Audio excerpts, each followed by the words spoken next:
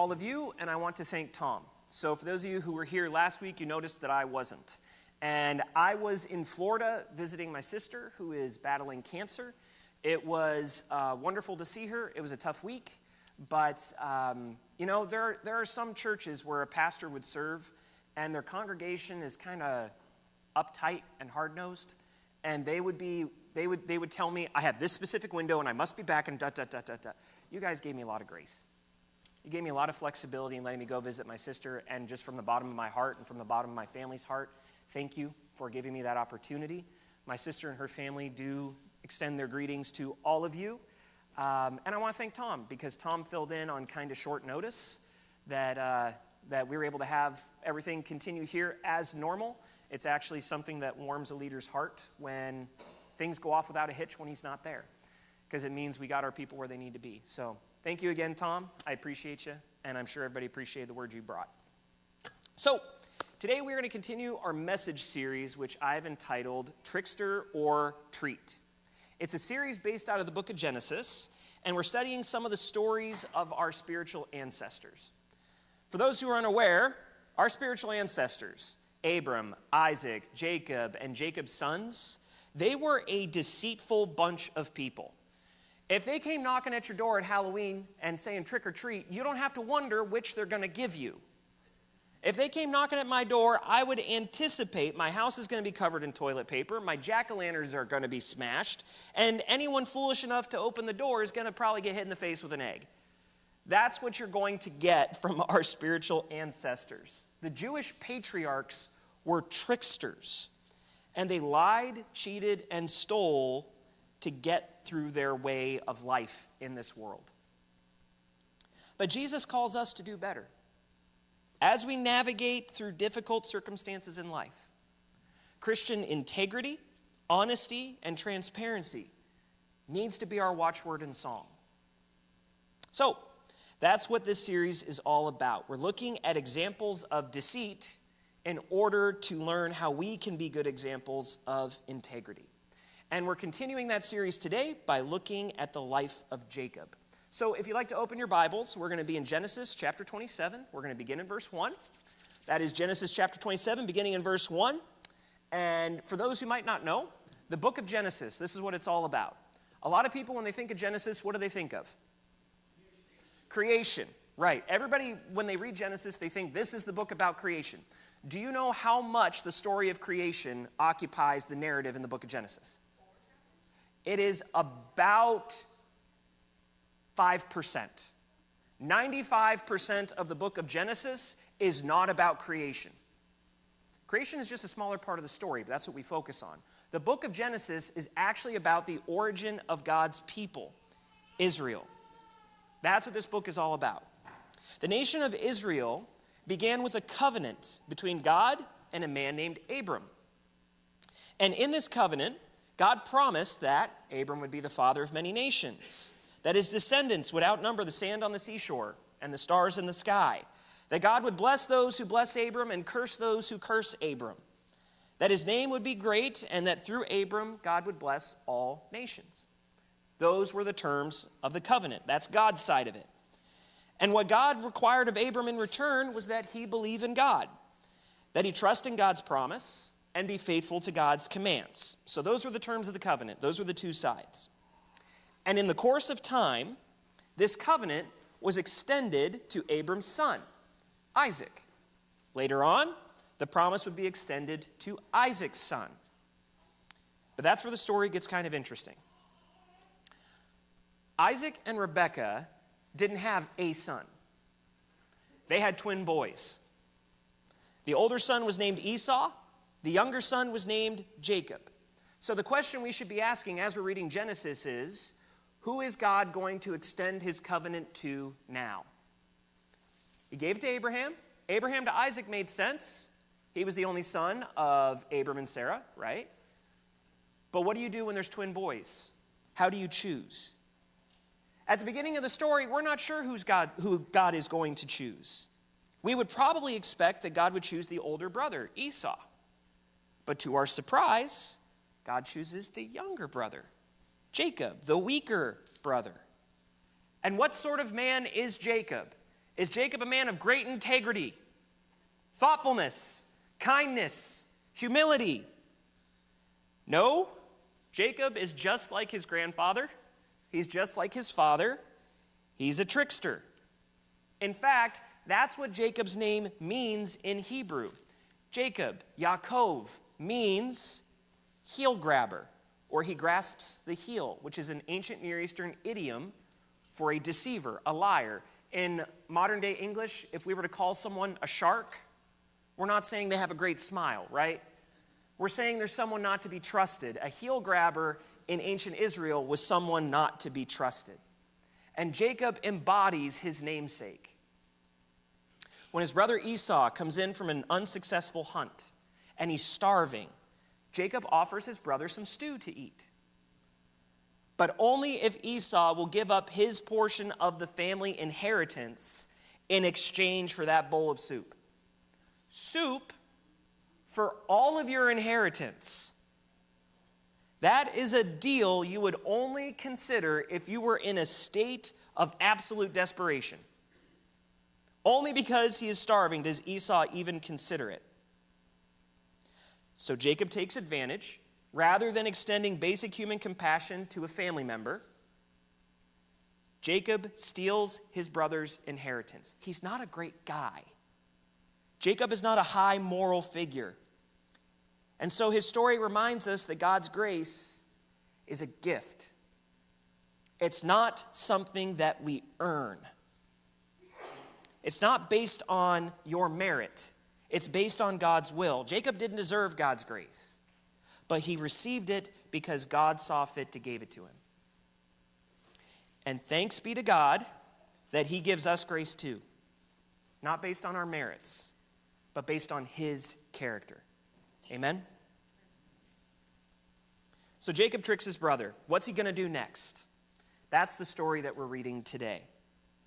We're going to start in Genesis chapter 27. We're going to begin in verse 1, and we're going to break it down a little bit different today. Normally when I come up here, I like to read the whole passage all at once. This is kind of a longer story, so we're going to break it into smaller chunks and talk about it as we go. We're going to start in verses 1 through 4. When Isaac was old and his eyes were so weak that he could no longer see, he called for Esau, his older son, and said to him, "My son." Hanani in Hebrew, "Here I am."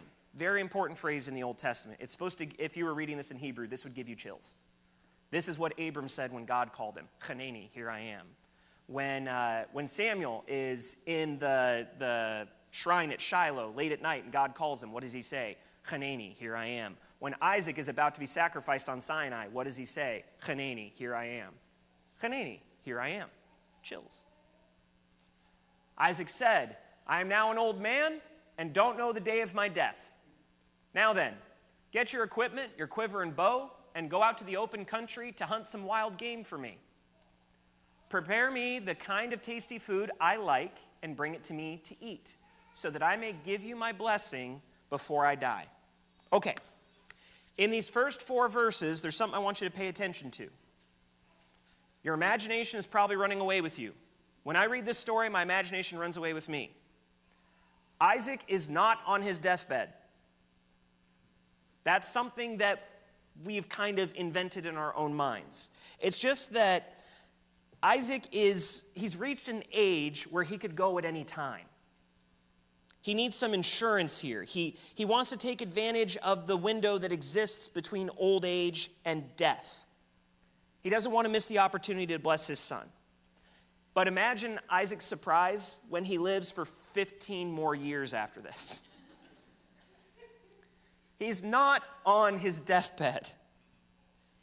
But in choosing this moment to bless his son, he was probably being a little conservative. He understands that advanced age is uncertain. According to ancient Jewish custom, fathers would bless or curse their children prior to death. And children believed that their father's blessing was special, that whatever he prayed would likely come true. Now, of course, God is not obligated to carry out a fatherly blessing if it contradicts his will, but children still hold these blessings as sacred, and they anticipated their futures based on what a father offered, whether it was for good or for ill. This is a really important life event. And so there was something of an established ritual for pronouncing end-of-life blessings. And Isaac follows the beats of that ritual here. Tradition would permit Isaac to bless either or both of his sons. But for reasons that are his own, Isaac chooses to bless the older twin and leave Jacob out of it. That is a choice. We should also take note that according to Jewish tradition, once a blessing is offered, it cannot be retracted. That will become important later on in the story. So in the blessing ritual, the father often made a request of his children. Once the request was fulfilled, the father would pronounce the blessing. Isaac begins the ritual by requesting his favorite meal. His son, Esau, the hunter, knows how to harvest the necessary venison and to prepare the kind of dish that is. So off he goes into the wilderness with a skip in his step. This is actually going to be kind of a great day. This isn't a somber moment for Esau. This is a huge day he's been looking forward to for years. The day he receives his father's blessing. It's momentous. It's a good day. Until it's not. So let's keep on reading. Now Rebekah was listening as Isaac spoke to his son Esau.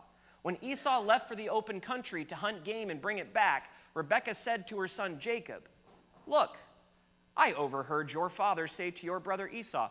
We talked about this a few weeks ago. You notice how the pronouns here kind of matter? It doesn't say, now Rebekah was listening as Isaac spoke to their son, as he spoke to his son. When Esau left for the open country, she said to her son, Jacob, "Look, I overheard your father say to your brother." This family is having some issues. Okay? We can pick up on that, right? "Bring me some game and prepare me some tasty food to eat, so that I may give you my blessing in the presence of the Lord before I die. Now, my son, listen carefully and do what I tell you. Go out to the flock.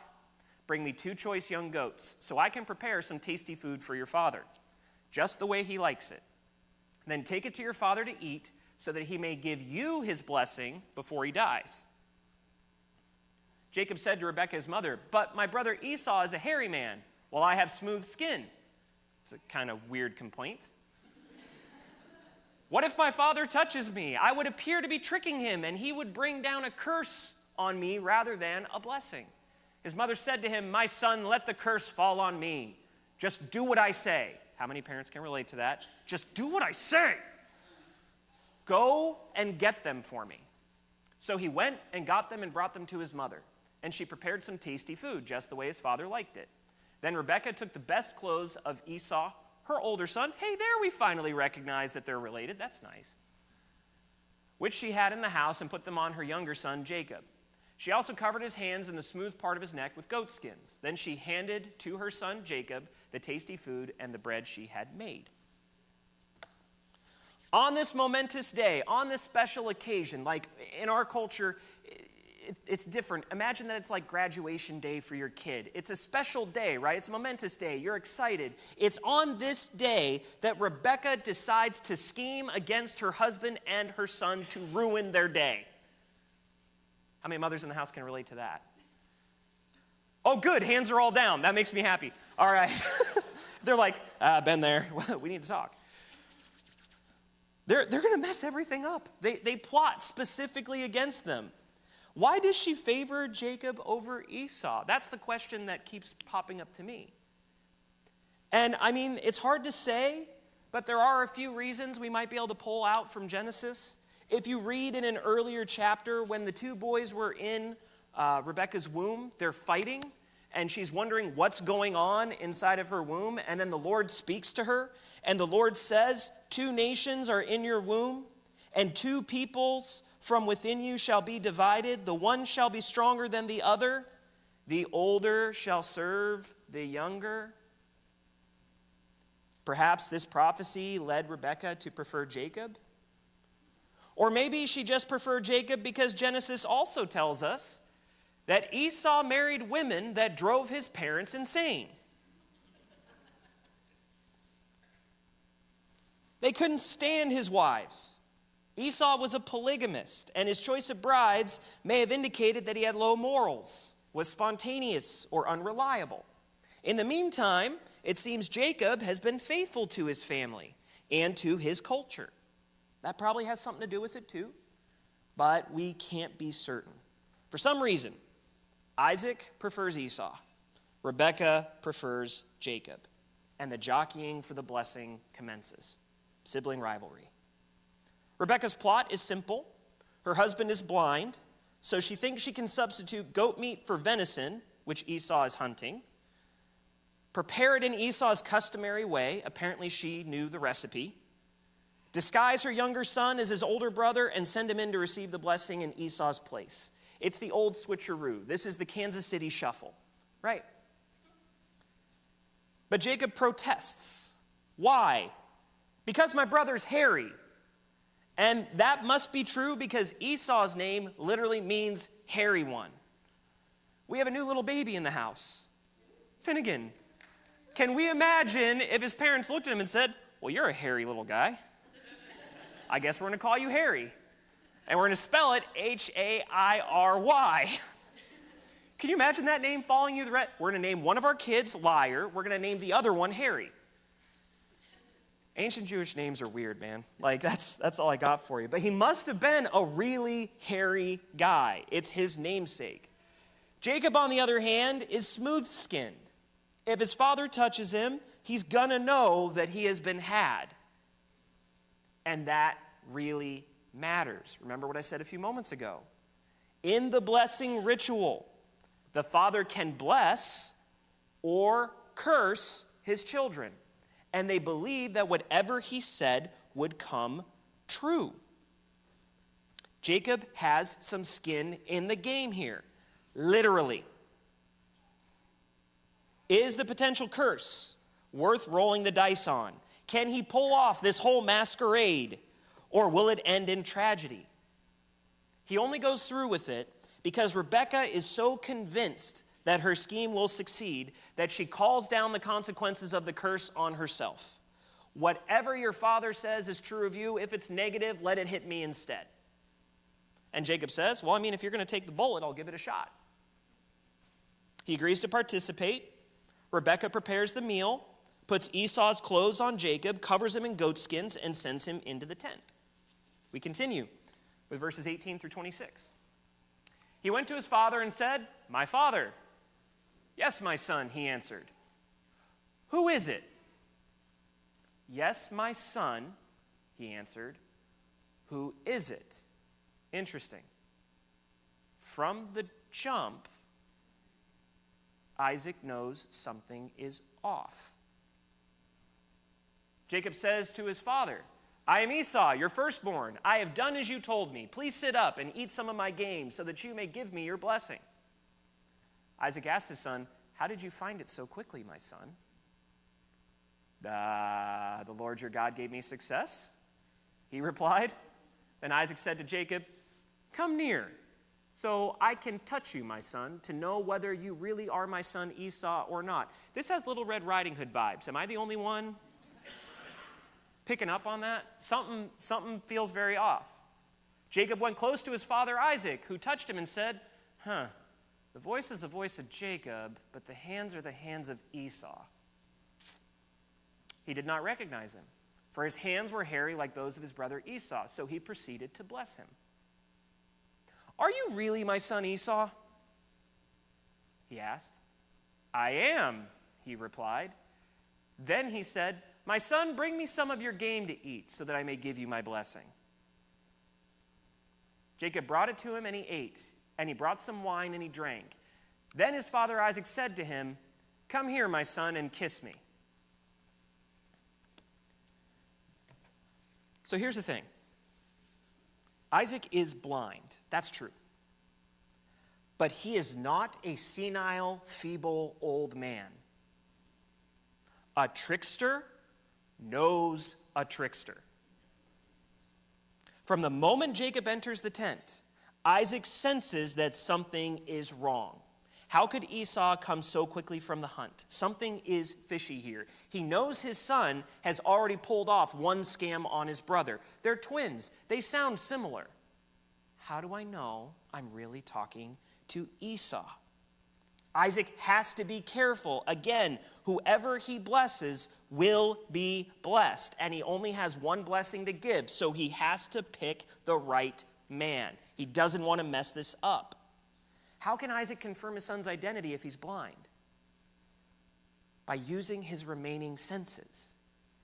If you go back and you look at each of these verses, every time he says, "Are you really my son? Come here, do this." He's using another one of his senses to try to detect if it's his son or not. These are all tests. First, he relies on his hearing.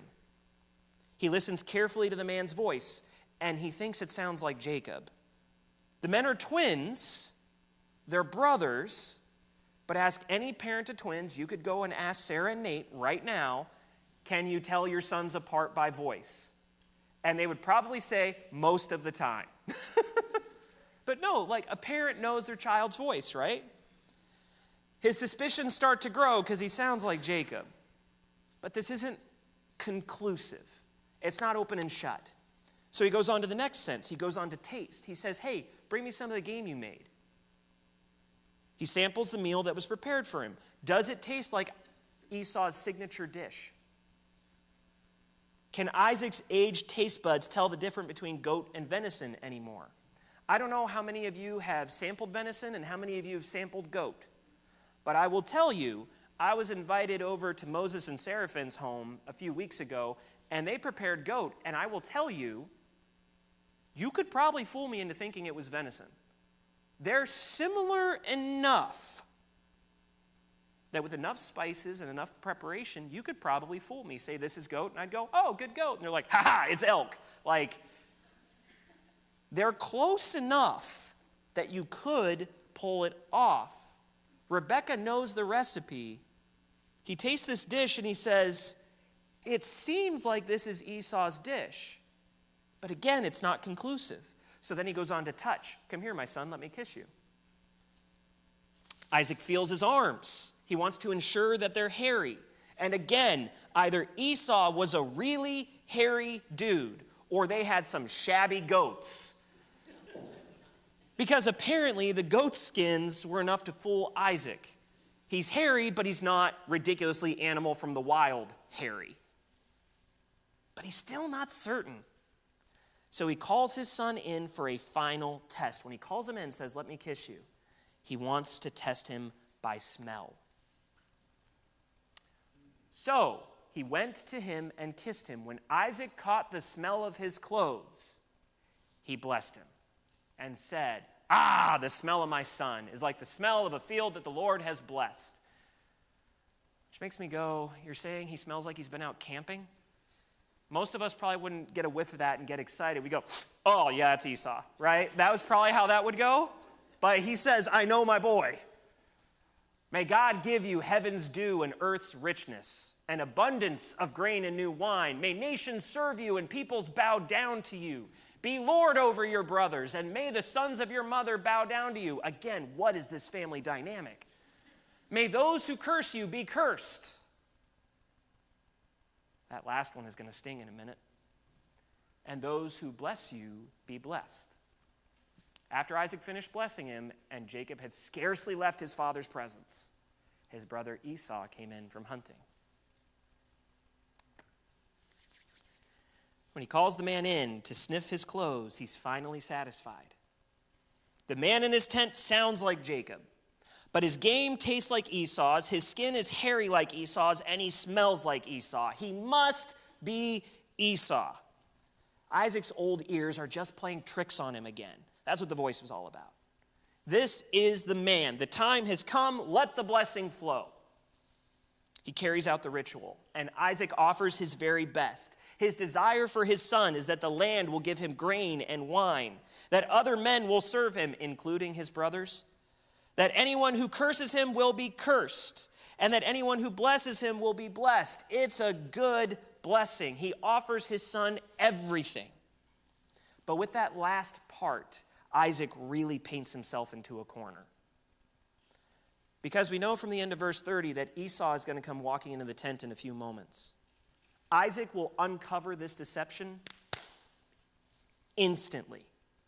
And when he does, Isaac might be tempted to curse Jacob for what he's just done. But if he curses him, then the curse will rebound back on Isaac. Isaac has just inadvertently given the man who deceived him protection. The irony is palpable. And so Esau enters the tent, verses 31 through 40.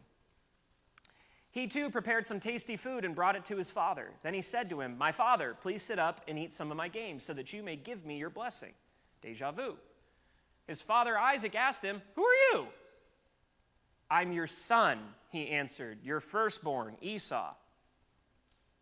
Isaac trembled violently and said, "Who was it then that hunted game and brought it to me?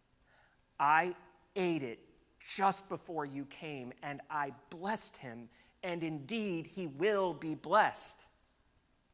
When Esau heard his father's words, he burst out with a loud and bitter cry and said to his father, bless me too, my father." But he said, "Your brother came deceitfully and took your blessing." Esau said, "Isn't he rightly called Jacob? This is the second time he's taken advantage of me. He took my birthright, and now he's taken my blessing." Then he asked, "Haven't you reserved any blessing for me?" Isaac answered Esau, "I made him lord over you, and have made all his relatives his servants." Again, what are you doing? "And I have sustained him with grain and new wine, so what can I possibly do for you, my son?" Esau said to his father, "Do you only have one blessing, my father? Bless me too, my father. This is supposed to be my special day." Then Esau wept aloud. His father Isaac answered him, "Your dwelling will be away from the earth's richness, away from the dew of heaven above. You will live by the sword, and you will serve your brother. But when you grow restless, you will throw his yoke from off your neck." Isaac's earlier suspicions are confirmed immediately. The ceremony has been a farce, and he blessed the wrong son. If you read it in the NIV, as we did this morning, verse 33 says that Isaac trembled violently. Now, when we read that, we don't want to read here that Isaac is angry and that he wants to enact violence on his son. That's not what we mean by this. The Hebrew here means that he shook with horror or anxiety. You have to imagine that he realizes his mistake and he's sickened by it. Like it's the stab in the heart of someone who realizes their spouse is cheating on them and they missed all the signs along the way. They're gripped with horror and regret. It's the gut-wrenching feeling when someone realizes they've fallen for a scam and lost their life savings. It's the chill in your spine when someone realizes they've been framed and are going away to prison for a long time for a crime they did not commit. It's horror. It's sickening regret that Isaac feels, and Esau is the one who's going to pay for it. It's a big mistake. Once Isaac reveals the deception, Esau begs for a blessing, but his father can't give it. Why? Because he's already promised everything to Jacob. "I can't offer you grain and new wine." Why? "I gave it all to your brother." "I can't offer you blessing and protection from cursing." Why? "I already gave it all to your brother." He blessed him with the dew of heaven, the fat of the earth, the submission of his kinsmen, incentive towards blessing, protection from cursing, what's left to give. And he can't take back what he's already said. That's part of the tradition too. The fish is caught, it's been cleaned, it's been put out to market. It's way too late to put it back in the river. It's done. As Jacob says in verse 33, "Who was it then that hunted game and brought it to me, and I ate it all before you came, and I have blessed him? Yes, and he shall be blessed." It's a done deal, buddy. I am so sorry, but there is nothing I can do. A complete stranger could have walked into that tent, but if Isaac blessed him, it's over. Esau understandably weeps and begs. His father remains resolute. Esau declares that Jacob, the deceiver, is rightfully named because he's cheated him twice. And so Esau asks out of desperation, "Is there anything left? Can you scrape the bottom of the barrel? Is there anything you left out of his blessing you can give to me?" As he did with Jacob, Isaac's blessing over Esau has three parts. Isaac promises that Esau will be away from the fat of the land. He won't be a farmer. Instead, you're going to live by your sword. You're going to be a soldier of sorts. That's how he's going to make his living. And he'll serve his brother as predicted. And then 3, when he grows restless, he will break his yoke from about his neck. So that's his blessing. You're going to soldier, you're going to serve your brother, you're going to break free. That's the best that dad can offer. And if you read Esau's story, that blessing actually does match up with what happened to Esau. Esau moves away from the fat of the land to live in the hill country, which will later be called Edom. He must have soldiered because he made a living despite the barren surroundings. He didn't farm. And he will break free from his brother's grasp. If you actually look in just a few chapters, Jacob's going to be on his knees begging Esau for his life. He does get free.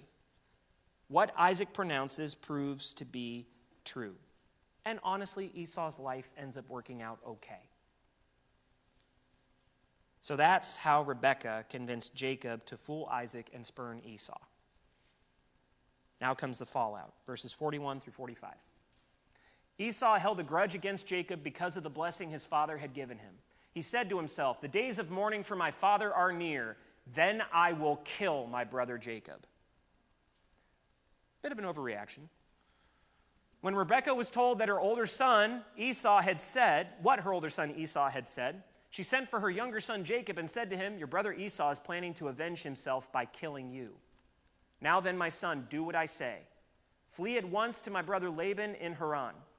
Stay with him for a while until your brother's fury subsides. When your brother is no longer angry with you and forgets what you did to him, I'll send word for you to come back from there. Why should I lose both of you in one day?"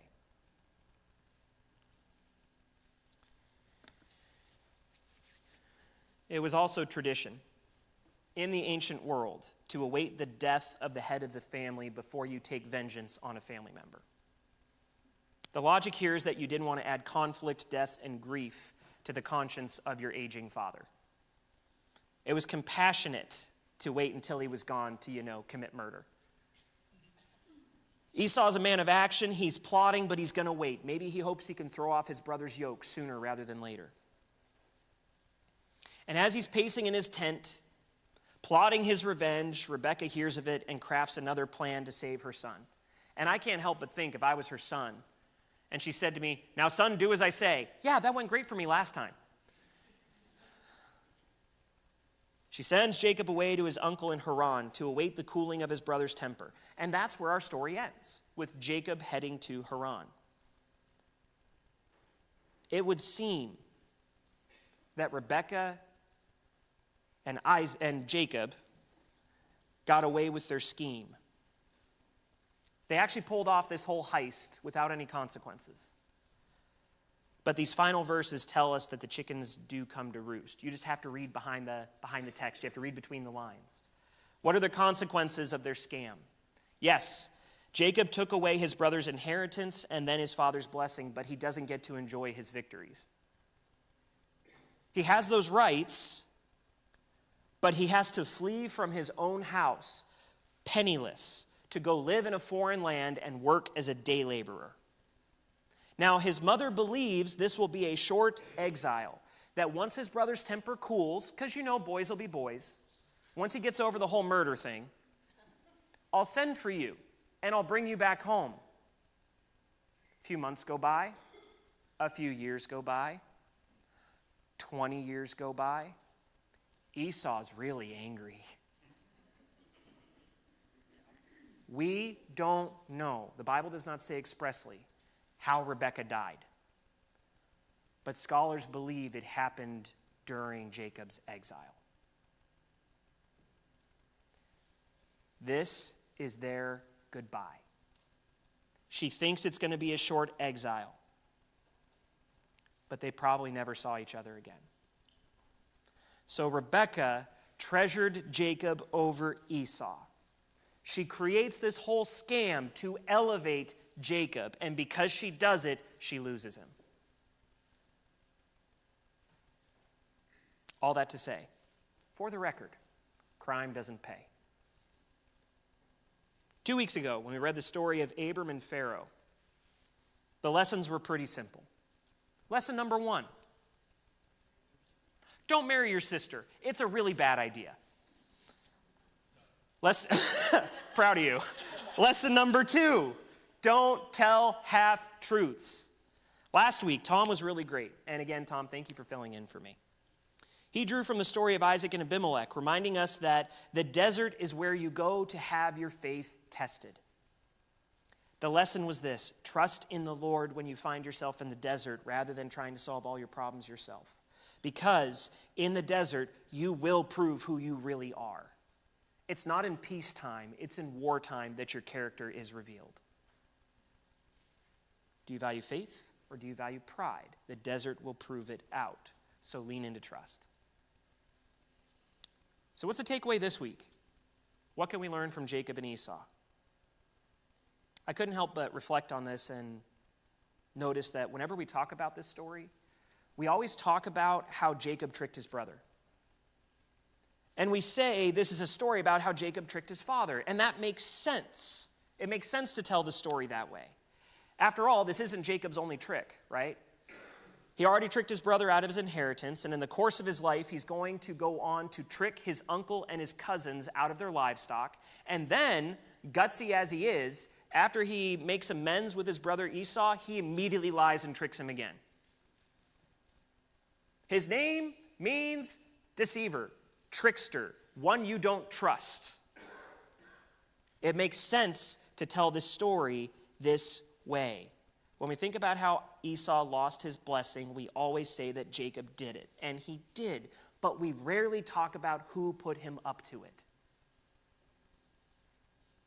The plan, the execution, and the getaway strategy were all Rebekah. The takeaway this week is this: be very careful in how you exercise influence over others. Parents are very influential over their kids. But that isn't the only kind of relationship where influence can be felt. Those of us who don't have kids don't get off easy on this. Siblings have great influence. Spouses have great influence. Friends have great influence. Coworkers, pastors, neighbors, classmates, teachers, coaches, professors, and more all have incredible influence on the people over whom they have responsibility. God made us to be in relationship with one another, and God made us to cherish the wisdom and input of others. God made us to support one another, guide one another, advise one another. How you put into someone else's life matters. If you advise someone and they act in immoral ways based on your counsel, then you are partially culpable for what they do. If you influence someone to do evil, you are responsible for the evil they carry out. You can't wash your hands of unethical advice or manipulation, like Pilate tried to do at the crucifixion of Christ. Care for your neighbor and their welfare is a sacred responsibility. When Cain killed Abel and the Lord found him, he said, "Am I my brother's keeper?" The subtext there is yes. We have a responsibility to one another. Influence is a sacred trust, and Rebekah betrayed that responsibility. She's a trickster too. They're a whole family of tricksters. Not only did she take advantage of her ailing, blind husband, she threw one son under the bus in favor of another, cooked up a whole scheme to ruin his life, wrapped up her favorite son in it, and that scheme resulted in danger and exile. Talk about holding on to something so tightly that you smother it. Having Christ-like integrity means being responsible for yourself. That's true. but it also means taking responsibility for those over whom you exercise influence. Now, don't get me wrong. I want to be clear. You can give good advice. Have that advice rejected. And when it is rejected, the person you were trying to help goes on to do something truly immoral. That happens. And you're not responsible for that. But if you help someone cook up a scheme so that they can avoid accountability or skirt the law, to get ahead in their job through deceit, to manipulate their spouse or children, to cheat on a test or whatever else you know is unethical, I just got to say, heaven help you. Because Christ will hold you responsible. If we abuse our influence, that is something we will have to answer for. You can't saddle that on the person that you guided. As I was writing the sermon this week, I can't help but there's something that happened when I was a kid. We lived in a cul-de-sac, village court right here in Hillsboro. We had neighbors all around, and I remember one of our neighbors had his car broken into while he was at work.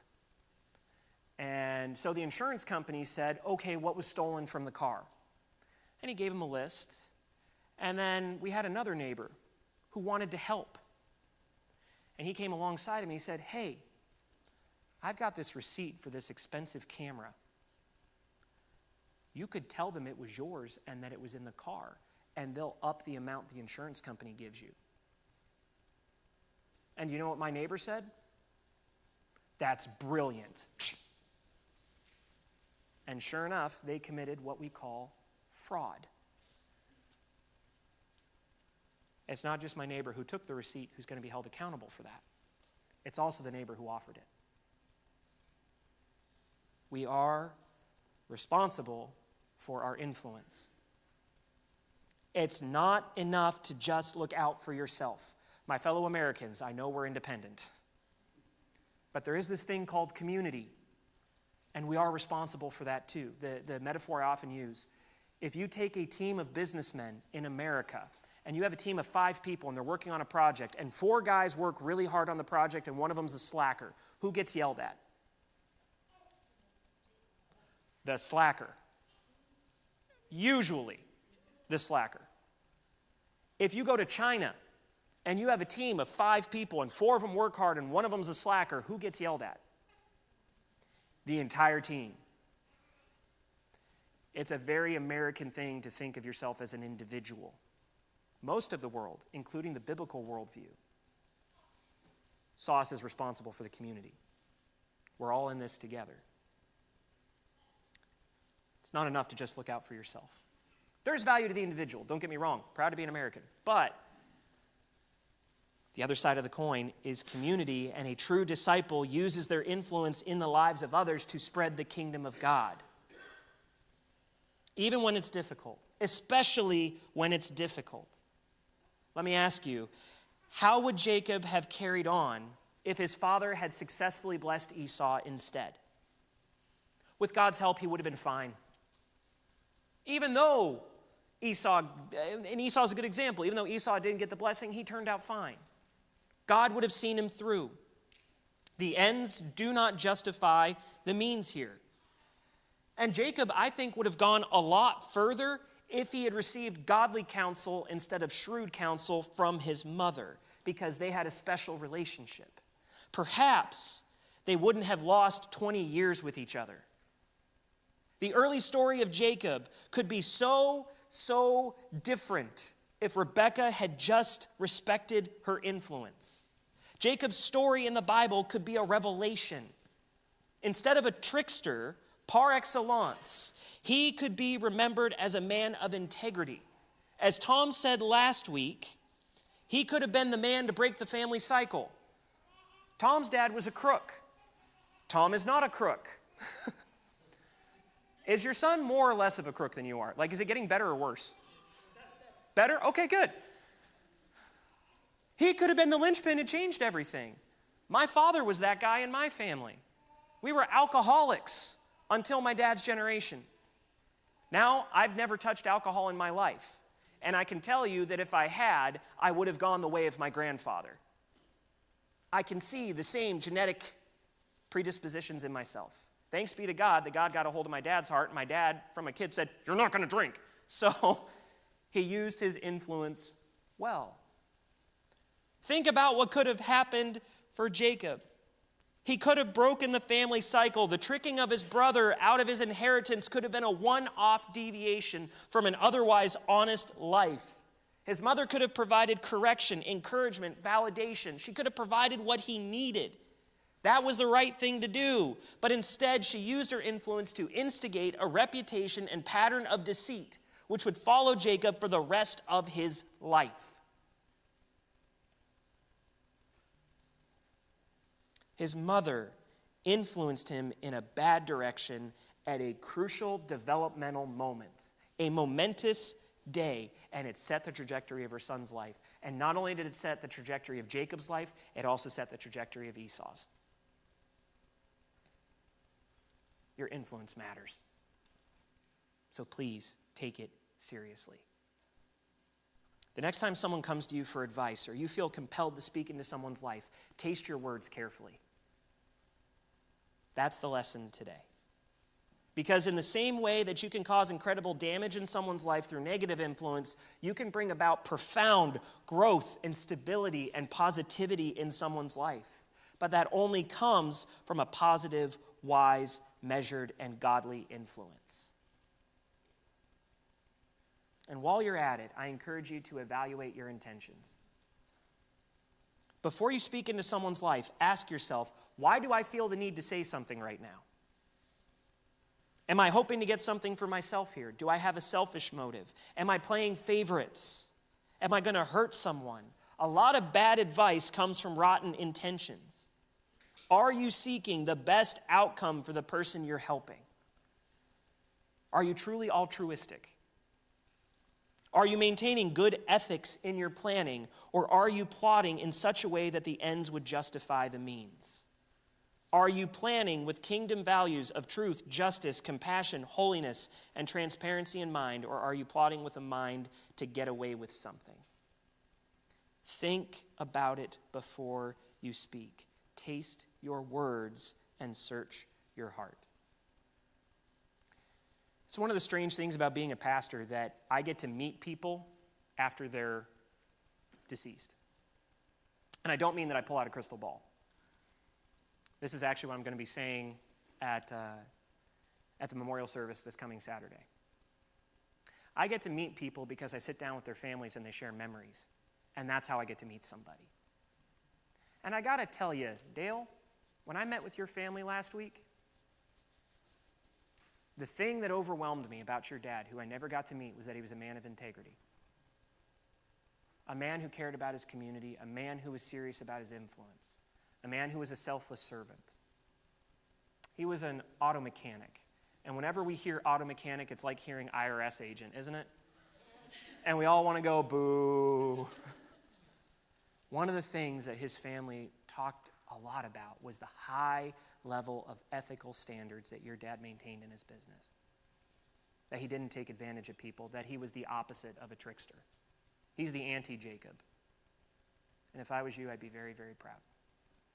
Strong reputation, strong influence is a powerful thing. And the man that we see Dale is today, the man we see his sister and his step-siblings are today, I can't help but imagine your father's influence had a lot to do with that. It's a beautiful thing when you can be a positive influence in somebody's life, because your influence matters. So in your influence, as in all things, I implore you, be like Jesus.